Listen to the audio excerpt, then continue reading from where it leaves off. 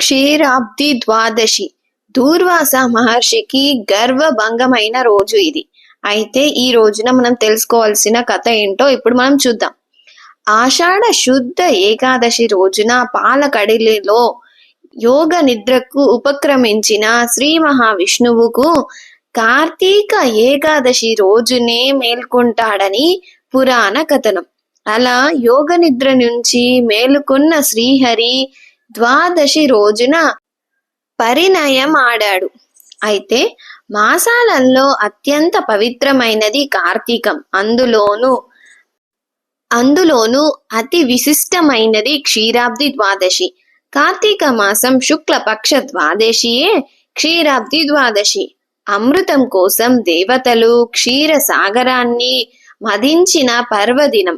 క్షీరాబ్ది ద్వాదశికి పావన ద్వాదశి, చిలుకు ద్వాదశి, యోగీశ్వర ద్వాదశి అనే పేర్లు ఉన్నాయి.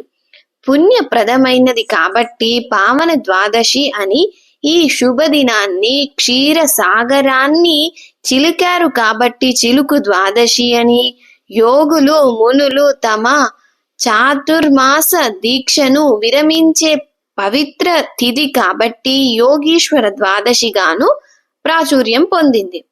ఆషాఢ శుద్ధ ఏకాదశి నాడు యోగ నిద్రకు ఉపక్రమించిన శ్రీ మహావిష్ణువు కార్తీక శుద్ధ ఏకాదశి నాడు మేల్కొంటాడు. మర్నాడు క్షీరాబ్ది ద్వాదశి నాడు శ్రీహరి లక్ష్మి సమేతుడై బ్రహ్మాది దేవతలతో బృందావనానికి వస్తాడు కాబట్టి ఆ రోజున బృందావని ద్వాదశి అని కూడా పిలుస్తారు. చిలుకు ద్వాదశి రోజున అన్నదానం చేస్తే సూర్యగ్రహణ సమయంలో పవిత్ర గంగా తీరాన కాశీ క్షేత్రంలో 1,00,00,000 మందికి అన్నదానం చేసినంత పుణ్యఫలం లభిస్తుందని పురాణాలు తెలుపుతూ ఉన్నాయి. పాల సముద్రం నుంచి సకల సిరులతో ఆవిర్భవించిన లక్ష్మీదేవిని శ్రీహరి పరిణయమాడిన శుభ తిథి.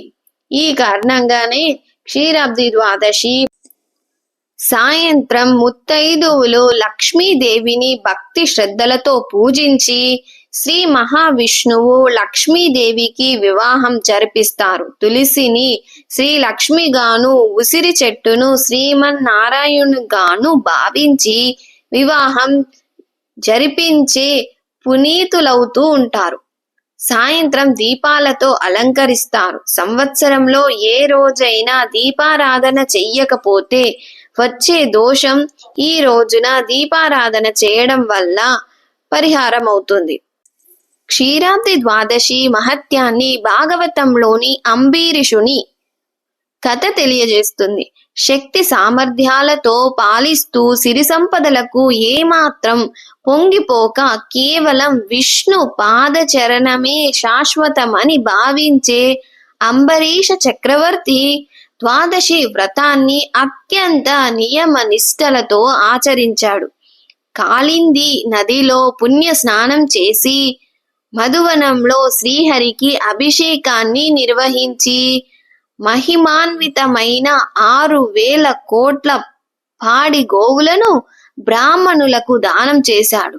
బ్రాహ్మణులకు మృష్టాన్న భోజనం వడ్డించి తాను కూడా వ్రత దీక్షను సంపన్నం చేసి భోజనానికి సిద్ధపడుతున్న సమయంలో దూర్వాస మహర్షి అక్కడికి విచ్చేశాడు.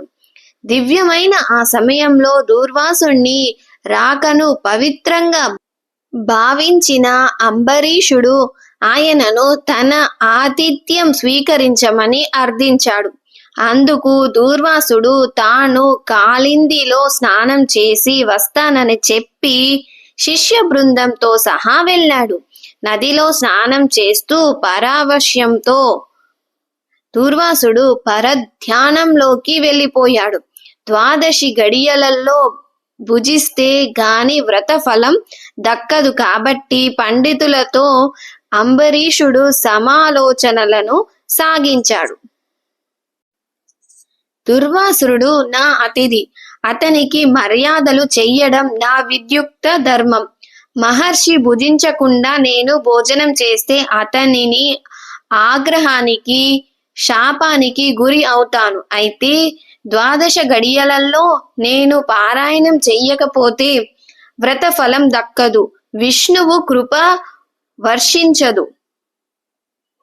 బ్రాహ్మణ శాపం కంటే ఆయన అనుగ్రహమే ముఖ్యం. కాబట్టి ద్వాదశ గడియలలో శుద్ధ జలాన్ని సేవించి ఉపవాస దీక్ష ముగిసినట్టు అవుతుంది, అతిథిని గౌరవించినట్లు అవుతుంది. ఒకవేళ అప్పటికి ఆయన ఆగ్రహించి శపిస్తే అది పూర్వ జన్మలో ఫలంగా భావించి భరిస్తానని తన మనసులోకి శ్రీహరిని త్రికరణ శుద్ధిగా ధ్యానించి కేవలం జలాన్ని సేవించి ముని రాక కోసం ఎదురుచూస్తూ ఉన్నాడు. ఇంతలో నది స్నానం ముగించుకొని వచ్చిన దూర్వాసుడు జరిగింది దివ్య దృష్టితో గ్రహించి రాజు చేసింది మహా అపరాధంగా భావించాడు. తనకు ఘోరమైన అవమానం జరిగిందని కోపోద్రికుడై జటాజుటం నుంచి ఒక కృత్యుణ్ణి సృష్టించి అతనిపై ప్రయోగించాడు. ఈ పరిణామానికి భయపడిన అంబరీషుడు శ్రీ మహావిష్ణువును శరణు వేడాడు. భక్తవత్సలుడైన శ్రీహరి రాక్షసులకు మృత్యు సూచకమైన ధూమకేతువు, ధర్మసేతువు అయిన తన సుదర్శన చక్రాన్ని ఆ కృత్యపై ప్రయోగించాడు. ఆ సుదర్శన చక్రం క్షణాల్లో దూర్వాసుడి సృష్టించిన కృత్యను దహించి దురహంకారమైన దూర్వాసుని వెంబడించింది. సుదర్శన చక్ర జ్వాలలను నుంచి దూర్వాసుణ్ణి రక్షించడం ఎవ్వరి తరం కాలేదు. తనను రక్షించమని బ్రహ్మను దూర్వాసుడు ప్రార్థించగా దుర్దాంత మహాదురితాలను వర్ధించే సుదర్శన చక్రం నుంచి రక్షించబడాలంటే కేవలం విష్ణుమూర్తికే సాధ్యమని ఆయననే శరణు వేడమంటూ మంచిదని విధాత సూచించాడు. దీంతో శ్రీహరి చెంతకు చేరుకున్న దూర్వాసుడు తను అపరాధినని మన్నించమని రక్షించమని వేడుకున్నాడు. దీనికి శ్రీహరి, నేను భక్తులకు సదా దాసుడను. తమ భక్తి పాశాలతో నన్ను భక్తులు వారి హృదయాలలో బంధించి ఉంచుతారు. భక్తుల నిష్టలో చెరపబడటం చేతనే సుదర్శన చక్రం నిన్ను వెంటాడింది. నిన్ను ఈ సమయంలో రక్షించగలిగిన వ్యక్తి అంబరీషుడు మాత్రమే అని తెలిపాడు. శ్రీహరి సూచనతో దూర్వాసుడు అంబరీషుని వద్దకు వెళ్ళి తనను మన్నించమని అడిగాడు.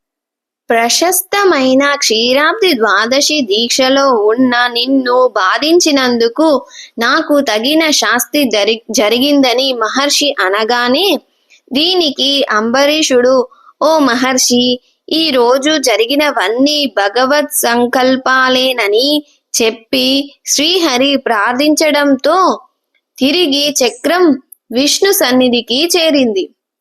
అంబరీషుని ఆతిథ్యానికి సంతుష్టుడైన దూర్వాసుడు, ఈ రోజు లోకాలన్నింటికీ నీ భక్తి గొప్పదనం ఘనమైన రీతిలో వెల్లడయింది.